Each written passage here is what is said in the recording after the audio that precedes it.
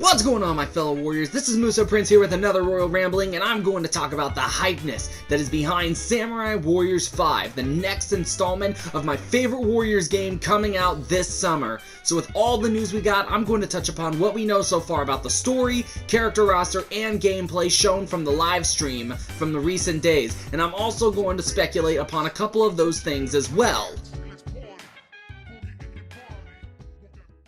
So much like Spirit of Sanada, Samurai Warriors 5 is going to be a clan-specific storyline focused around possibly the biggest clan of the Sengoku era, the Oda clan. A very fitting choice, if I do say so myself, in order to follow up the infamous Sanada clan from the previous game.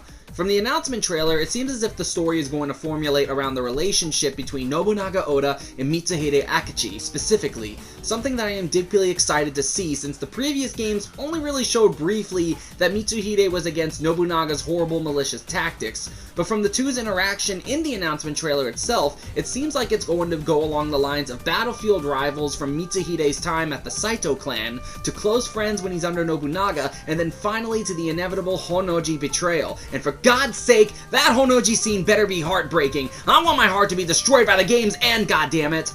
Now, since the story is surrounding Nobunaga and Mitsuhide mainly, it's being speculated of whether or not their stories are going to be combined or given their own separate storylines to follow, but seeing how you play as both Mitsuhide and Nobunaga in one of the battles of the gameplay livestream, odds are it'll be a single story campaign combined for both of them. But even if that's the case, I hope there will still be the possibility of branching paths where you get to play as the distinctive members of either the Oda or Akechi in battles that they were majorly involved in.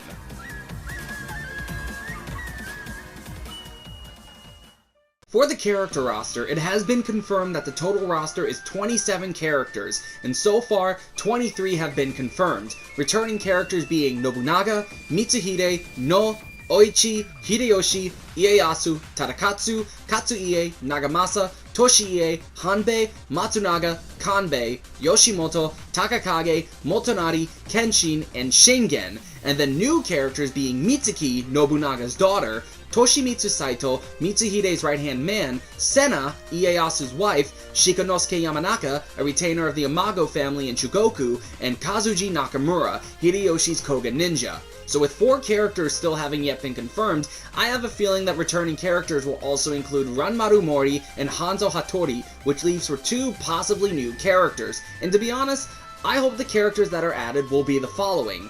Hidemitsu Akechi would be a great choice for adding in since he's a major member of the Akechi clan, being Mitsuhide's son-in-law due to marrying Mitsuhide's daughter, as well as being a frontline general in Mitsuhide's army. So with Toshimitsu being added, I hope Hidemitsu gets added too, because that'll give a solid set of important figures in the Akechi clan, since it seems like that not only will they be focusing on the Oda, but also with the Akechi. And then I want Matsu, the wife of Toshiie Maeda, who has actually been heavily involved in the Maeda clan's affairs ever since she was married to Toshiie, which included the clan's economic affairs, diplomatic affairs, and even war affairs, where she would actually fight alongside Toshiie. And with Toshiie being in the game since 2 Extreme Legends, it would be a crying shame not to include this powerful spouse.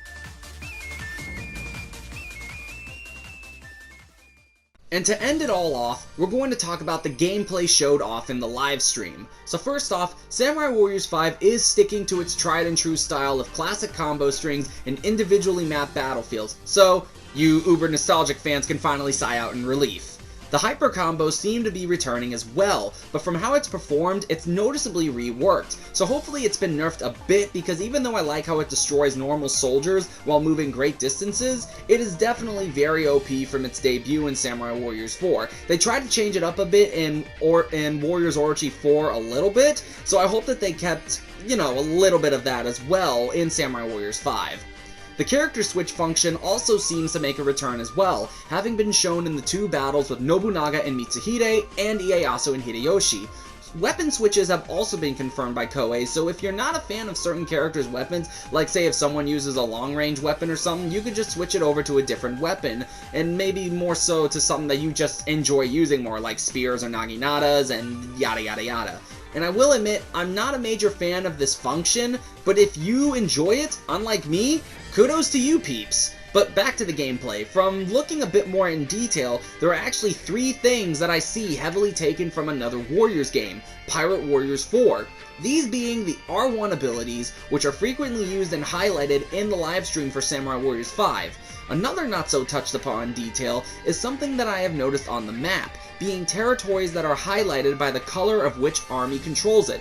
Base capturing has always been used in various Warriors games, but it was in Pirate Warriors 4 where full-on territorial occupations was first introduced, which is what Samurai Warriors 5 seems to be using. I may be wrong about this because I might be over-speculating it, but if that's really what they're going for, nice.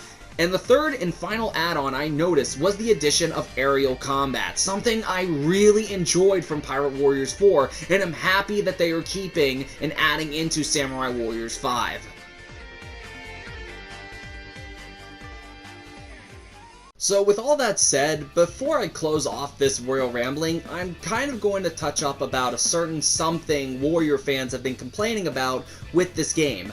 A subject that I know some of you have been holding your breaths for, clone weapons.